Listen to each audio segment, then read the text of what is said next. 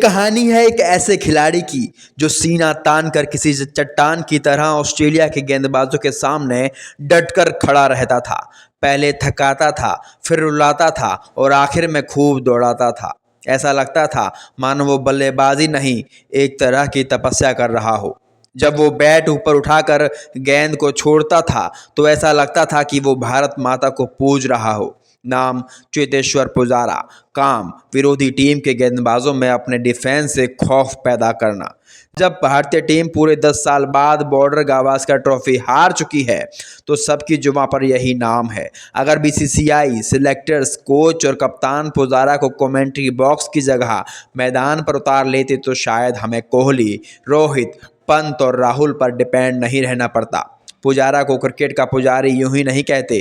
पूरी की पूरी टीम ऑस्ट्रेलिया तो पुजारा को पहले ही अपना जानी दुश्मन समझती थी। टेस्ट क्रिकेट में भारतीय बल्लेबाज चेतेश्वर पुजारा ने जो महानता हासिल की है, उनका खेलने का जुदा अंदाज उन्हें बाकी बल्लेबाजों से अलग बनाता है। इंडियन टीम के बड़े बड़े खिलाड़ी जहां ताबड़तोड़ रन बनाने के लिए जाने जाते हैं, तो वहीं पुजारा गेंदबाजों को थका थका कर मारने के लिए फेमस हैं। बीजीटी के 5 मैचों में कई बार ऐसे मौके आए जब ज़रूरत थी कि बल्लेबाज टिक कर बल्लेबाजी करें। बेशक रन ना बनाएं पर टिक कर विकेट पर खड़े रहें, पर एक भी सीनियर बल्लेबाज ऐसा करने में नाकाम रहा। नतीजा ये हुआ कि भारतीय टीम 3-1 के अंतर से बीजीटी हार गई। चेतेश्वर पुजारा का ऑस्ट्रेलिया में बल्ला खूब चलता था, उनके रिकॉर्ड भी यही कहते हैं। पुजारा ने ऑस्ट्रेलिया में 11 टेस्ट मैच खेले जिनमें उनका औसत 47.28 का रहा। उनके बैट से इस दौरान 993 रन आए। 2018-19 में खेली गई टेस्ट सीरीज में पुजारा सबसे ज़्यादा रन बनाने वाले बल्लेबाज थे। अब जब टीम इंडिया बुरी तरह से टेस्ट सीरीज हारने के बाद वर्ल्ड टेस्ट चैंपियनशिप की रेस से बाहर हो गई है, तो खबरें आ रही हैं कि कोच गौतम गंभीर चाहते थे कि पुजारा को बीजीटी के लिए टीम इंडिया में शामिल किया जाए, लेकिन सिलेक्टर्स ने उनकी इस मांग को पूरी तरह नकार दिया, जिसका अंजाम आज सबके सामने है। चेतेश्वर पुजारा बनने की कहानी भी काफ़ी दिलचस्प है। उनके पिता खुद एक क्रिकेट कोच थे।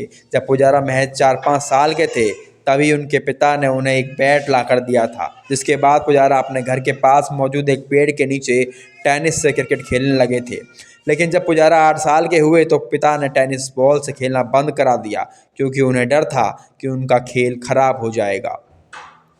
यही वजह थी कि पुजारा के पिता खुद बेटे के साथ लेदर से क्रिकेट खेलने लगे। पुजारा के घर के पास बच्चे रोज़ गली क्रिकेट खेलते थे, लेकिन पुजारा को उनके साथ खेलने से मना किया जाता था। लेकिन जैसे ही पुजारा के पिता ऑफिस जाते, वो खुद चुपचाप उन बच्चों के साथ खेलने निकल जाते।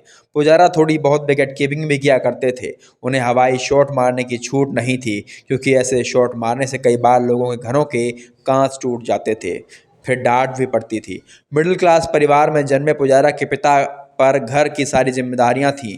ऐसे में उनके पास इतने पैसे नहीं थे कि वो पुजारा को ढंग का बल्ला भी दिला पाते। तब पुजारा की मां ने पैसे जोड़ जोड़ कर अपने बेटे को मुश्किल से 1500 रुपये का महंगा बैट ईएमआई पर दिलाया था।